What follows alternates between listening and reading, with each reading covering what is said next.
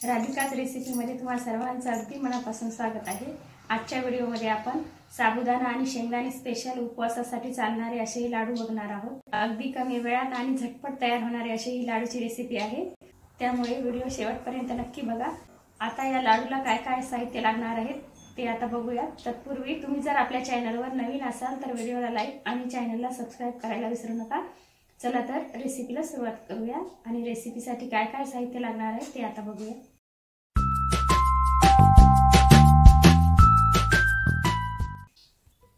उपवासाच्या लाडूसाठी आपल्याला लागणार आहे 1 वाटी साबुदाणा, 1 वाटी शेंगदाणे, 1 वाटी किसलेला गूळ आणि 1 वाटी किसलेलं खोबरं, सुकं खोबरं आहे हे। आणि गूळ तुमच्या आवडीनुसार कमी जास्त करू शकता, पण यासाठी एवढंच पुरेसं आहे 1 वाटी, तर तुम्ही तुमच्या आवडीनुसार करू शकता। आपण गॅसवर पॅन ठेवलेला आहे, त्यामध्ये आपण साबुदाणा भाजून घेऊया। कमी गॅसवर साबुदाणा भाजून घ्यायचा आहे।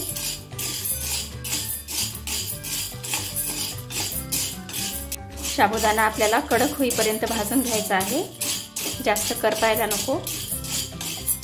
थोडासा कलर चेंज झाला की आपण साबुदाणा काढून घेऊया।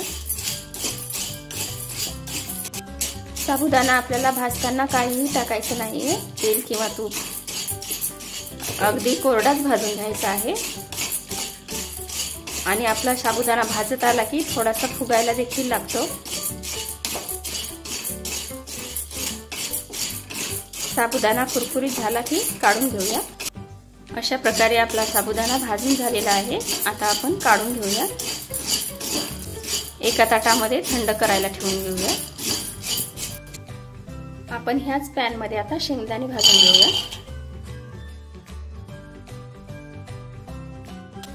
अशा प्रकारे आपल्याला शेंगदाणे पण भाजून घ्यायचे आहेत। बघू शकता आपल्या शेंगदाण्याचे साल असे सुटत आलेले आहेत, ओळखून घ्यायचं की शेंगदाणे आपले भाजत आलेले आहेत। आता आपण गॅस बंद करून हे पण थंड करायला ठेवून घेऊया। आपल्याला यामध्येच थोडंसं खोबरं देखील भाजून घ्यायचं आहे, ब्राऊन कलर होईपर्यंत, जास्त करपू नाही द्यायचं। थोडासा कलर चेंज झाला की खाली काढून घ्यायचं।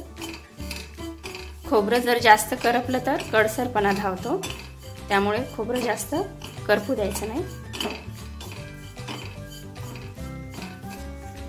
बघू शकता आपलं खोबरं देखील भाजून झालेलं आहे, ब्राऊन कलर आलेला आहे याला। आता हे पण आपण काढून घेऊया। बघू शकता आपल्या तिन्ही वस्तू अशा प्रकारे भाजून झाल्या आहेत। आता आपण मिक्सरला लावून ग्राइंड करून घेऊया। शेंगदाणे तुम्हाला जर साल काढून घ्यायचे असेल तर तुम्ही काढू शकता, मी देखील काढणार आहे। पहिल्यांदा आपण साबुदाणा ग्राइंड करून घेऊया।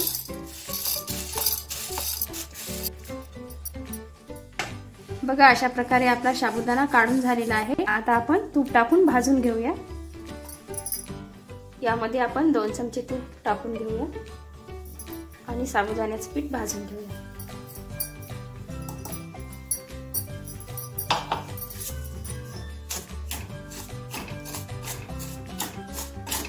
तुम्हाला तूप जास्त जर आवडत असेल तर तुम्ही तूप जास्त पण टाकू शकता, पण मी यासाठी 2च चमचे तूप वापरलेलं आहे।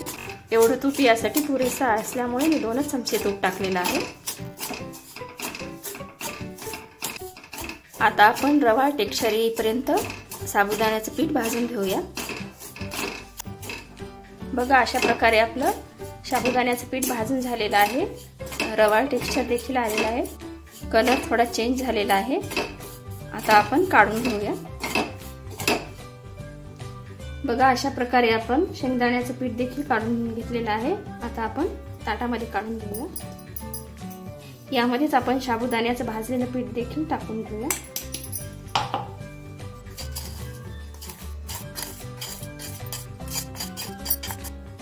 यामध्ये आपण आता खोबरा खीस हाताने क्रश करून टाकून द्यायचा आहे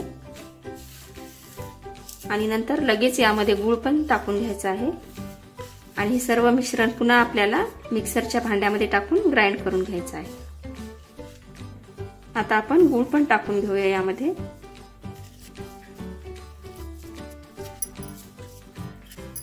सर्व मिश्रण हातानेच एकत्र करायचं आणि नंतर आपण मिक्सरला लावून फिरवून घेऊया। बघा अशा प्रकारे आपण मिक्स करून घेतलेलं आहे। आता आपण थोडं थोडं करून ग्राइंड करून घेऊया आणि लगेच लाडू बांधायला घेऊया। बघा अशा प्रकारे मी काढून घेतलेलं आहे। आता आपण दुसरं पण भांड काढून घेऊया।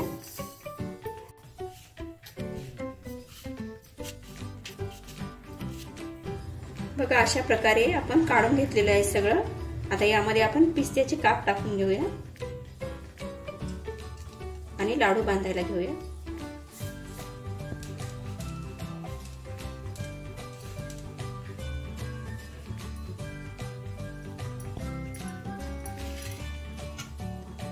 बघा अशा प्रकारे आपल्याला लाडू बनवून घ्यायचे आहेत। एकदम छान आणि रवा टेक्स्चर आलेला आहे आपल्या लाडूला। उपवासाला तुम्ही नक्की एक वेळ ट्राय करून बघा, अगदी छान लागतात हे लाडू।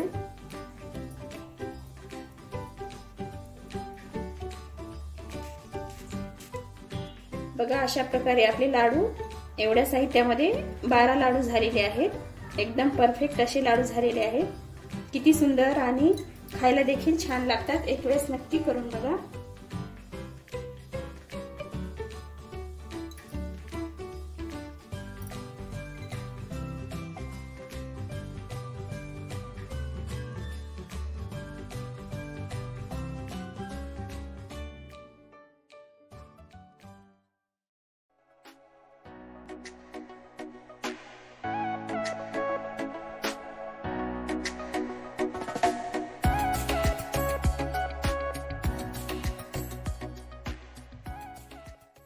आपल्या उपवासाच्या लाडूची रेसिपी कशी वाटली ते नक्की सांगा। व्हिडिओ आवडला असेल तर व्हिडिओला लाईक आणि चॅनलला सबस्क्राइब करायला विसरू नका। धन्यवाद।